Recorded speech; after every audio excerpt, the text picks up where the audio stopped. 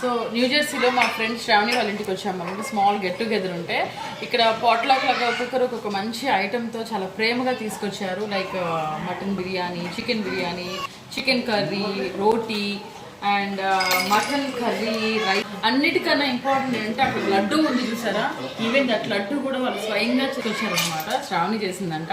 అంటే యూజువల్లీ మనకి ఇండియాలో గెట్ టుగెదర్స్ అంటే నేను ఎక్స్పెషల్లీ క్రౌడ్ని బట్టి ప్లాన్ చేసుకుంటాను అనమాట.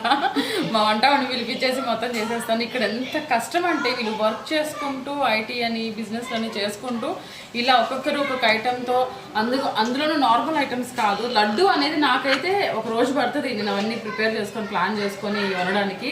వాడు చిటికలో చేసేసారు. సో మేము వస్తున్నామని మా కోసం ఇంత స్పెషల్ డిషెస్ చేసిన అందరికీ కూడా థ్యాంక్ యూ. అండ్ ఇదంతా ఒక సెగ్మెంట్ అనమాట. అక్కడ చూస్తే అక్కడ